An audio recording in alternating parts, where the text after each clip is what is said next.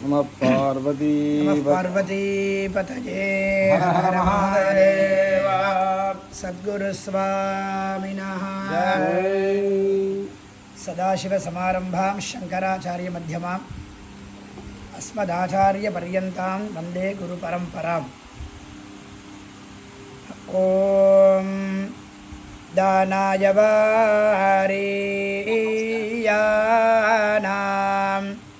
தானாய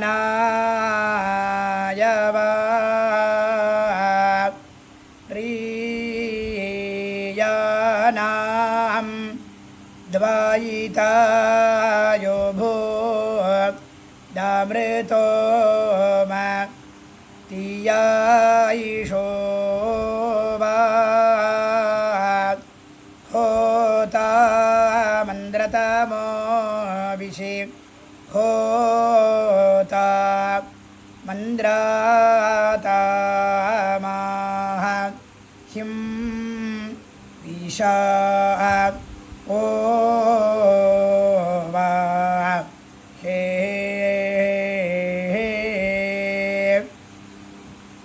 பரம பவித்திரமான நம்மளுடைய பாரத தேசத்தில் அநேகமாக கர்மானுஷ்டானங்கள் பகு பேரால் பகு ஸ்ரத்தையாக அனுஷ்டானம் பண்ணப்பட்டு வந்துருக்கு.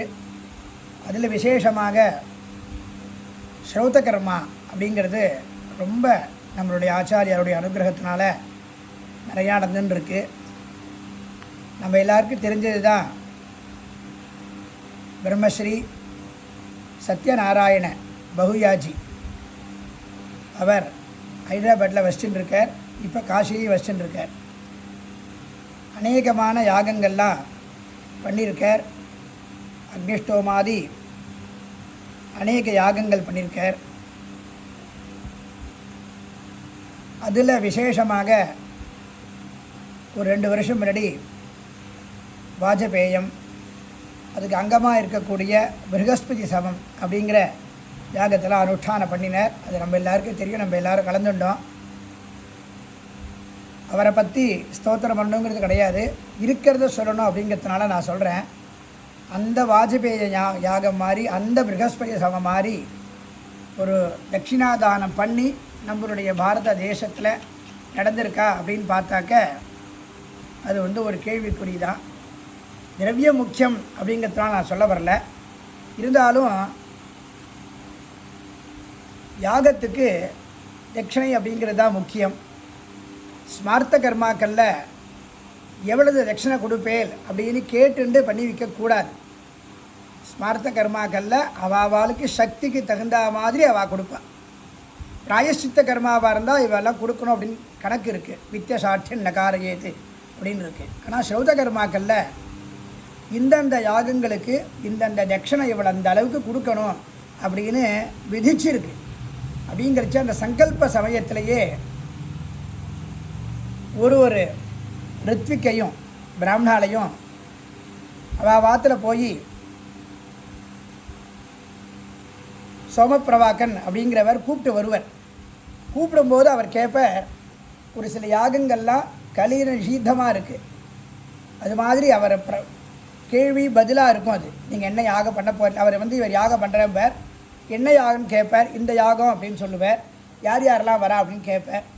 அதோடு சேர்ந்து எவ்வளோ தட்சிணை கொடுப்பேல் அப்படின்லாம் கேட்பார். அந்த யாகம் நமக்கு பண்ணுறதுக்கு சம்மதமாக இருந்தால் தான் சோமப்பிரவாக்கனே கேட்க போகிறேன். இருந்தாலும் என்ன யாகம் அப்படிங்கிறது இது வேதாஸ்திரயஸ்திரயி அப்படின்னு சொன்னப்பட்ட பிரகாரம் 3 வேத காராலும் தீர்மானம் பண்ணினால் மட்டும்தான் ஒரு யாகத்தை சரியாக பண்ண முடியும். ஒருத்தர் 2 பேர், ஒரு வேதக்காரா 2 வேதக்காரா தீர்மானம் பண்ணால் ஒரு யாகத்தை பண்ணிடவே முடியாது. அதனால் 3 வேத காராலும் சேர்ந்தாலும் அந்த யாகத்தை பண்ண முடியும். அப்பேற்பட்ட அந்த யாகத்தை பிரஷ்னோத்தரத்தில் சோமப்பிரவாகன் கேட்கும்போது அவசியமாக என்ன தட்சணை கொடுப்பேல் அப்படின்னு கேட்பேன். அவர் ஐகாஹிகமாக இருந்தாக்க இந்த தட்சணை, அஹீனமாக இந்த தட்சணை, சத்திரமாக இருந்தால் இந்த தட்சணை அப்படின்னு கணக்கெல்லாம் இருக்குது. இந்த சத்திர யாகம் கலை நிஷித்தம் அப்படின்னு சொல்லப்பட்டிருக்கு. அதனால் எதுக்கு அதை சொல்ல வரேன்னாக்க, யாகத்தில் தட்சிணை அப்படிங்கிறது ரொம்ப ரொம்ப அத்தியாவசியம். அது மாதிரி நம்மளுடைய சத்யம் தீட்சிதர் வந்து யதேஷ்டமாக ஸ்வர்ணதட்சணை லௌகிகமாக இருக்கக்கூடிய பணம் அதையும் கொடுத்து சமிருத்தியாக பண்ண நம்ம எல்லாருக்கும் தெரியும். வருங்காலத்துலேயும் அவருக்கு வந்து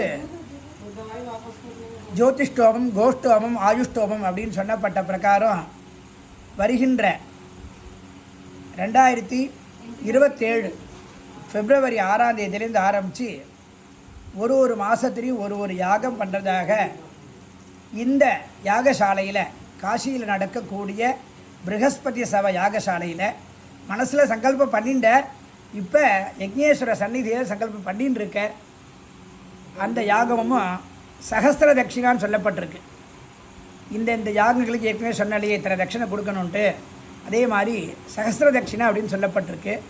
அதனால் எந்த அளவுக்கு முடியுமோ சக்திக்கு மீறி அவர் வந்து பண்ணின்னு இருக்கார். எல்லாரும் அப்படி தான் பண்ணுறா. இப்போ நாங்களும் இந்த ப்ரஹஸ்பதி சபை யாகத்துக்கு வந்திருக்கோம். அதை பார்த்தாலே அவ்வளோ பிரம்மானந்தம். வைதீகம் அப்படின்னாக்க அப்படி ஒரு வைதீகமாக நடந்துட்டுருக்கு. அப்பேற்பட்ட இந்த யக்ஞேஸ்வர சந்நிதியில் நம்மளுடைய சத்யம் தீட்சிதர் சோமயாஜி வந்து இந்த 3 யாகங்களையும் ஜோதிஷ்டோமம், கோஷ்டோமம், ஆயுஷ்டோமம் அப்படிங்கிற 3 யாகத்தையும் வருகின்ற 2027 பிப்ரவரி, மார்ச், ஏப்ரல், மே இந்த 4 மாதத்துக்குள்ளே பண்ணுறதா சங்கல்பம் பண்ணியிருக்கார். அவர் எப்போதுமே ஆரம்பிக்கும் போதே பிரம்மாண்டமாக ஆரம்பித்து நிறையா பண்ணணும், ஸ்ரத்தையாக பண்ணணும், வித்வான்களுக்கு ரித்விகளுக்கு நிறையா புஷ்கலமாக கொடுக்கணும் அப்படின்னு சங்கல்பம் பண்ணி தான் பண்ணுவார். அவருக்கும் தாத்காலிகமாக கொஞ்சம் உடம்பு முடியாமல் இருந்து இப்போ ஓரளவுக்கு சௌகரியமாக ஆகியிருக்கார். எங்களை மாதிரி இருக்கிறவா எல்லாரும் அதே மாதிரிலாம் நீங்கள் கொடுக்காதீங்க, ஏதோ கொடுங்கன்னு அவரை வந்து அமுக்குவோம். இருந்தாலும் அவருடைய வந்து புரோத்சாகம் இருக்குது ரொம்ப ரொம்ப ஜாஸ்தி. ரொம்ப ஸ்ரத்தையாக இருப்பார். சில சமயத்தில் அவர் அனுஷ்டானம் இடத்தை பார்த்தா எனக்கு கண்ணில் ஜலமே வந்துடும். அப்படி தான் இருப்பார். நம்மளாம் ரித்விகா இருக்கிறவாளுக்கு கொஞ்சம் முடியாமல் இருக்கும். ஆனால் அவருக்கு வந்து எவ்வளவு முடியாமல் தான் அதை காட்டிக்காமல் ரொம்ப ஸ்ரத்தையாக அனுஷ்டானம் பண்ணுவார். நம்ம எல்லாரும் அவர் பண்ணக்கூடிய அனுஷ்டானத்துக்கு நம்ம எல்லாரும் கலந்துண்டு நிறைய திரவிய சகாயங்கள் பண்ணின்னு இருக்கோம். மேலும் மேலும் இதே மாதிரி நம்ம எல்லா திரவிய சகாயம் பண்ணி நம்மளுடைய சனாதன தர்மத்திற்கும் லோகக்ஷேமத்திற்கும் உறுதுணையாக இருக்கணும். யாக சமயத்தில் பக்தாலாக இருக்கிறவா திரவிய சகாயம் பண்ணுறவா எல்லாரும் அவசியமாக அந்தந்த சமயத்தில் வந்து யாகத்தை வந்து தரிசனம் பண்ணி அவகிருத ஸ்நானம் பண்ணி சகல க்ஷேமத்தை அடையணும் அப்படின்னு சொல்லிட்டு பகவானை பிரார்த்தனை பண்ணிக்கிறேன். அதே மாதிரி யாகங்களை பொறுத்த வரைக்கும் பெரும்பாலும் வாரணாசிலையும் அதே மாதிரி கோகர்ணம் அந்த இடத்துலையும் இன்னொரு யாகம் வந்து 2 யாகம் இங்கே பண்ணுற. வாரணாசியில் அலகாபாத் திரிவேணி சங்கமத்தில் ஒரு யாகம் வந்து காசிலையும், இன்னொரு யாகம் வந்து திரிவேணி சங்கமமாக இருக்கக்கூடிய பிரயாகையிலையும், இன்னொரு யாகத்தை வந்து கோகர்ணத்துலேயும் பண்ணுறதா சங்கல்பிச்சிருக்கார். எங்கே நடந்தாலும் நம்மளுடைய பாரத தேசத்துக்குள்ளே நம்ம எங்கே வேணால் போகலாம், போய் தரிசனம் பண்ணி நம்ம எப்போதும் போல் இந்த யாகத்துக்கு உறுதுணையாக இருந்து பகவான் யக்ஞேஸ்வருடைய பிரசாதத்தை அடையணும்னு பகவானை பிரார்த்தனை பண்ணிக்கிறேன். நமஸ்காரம்.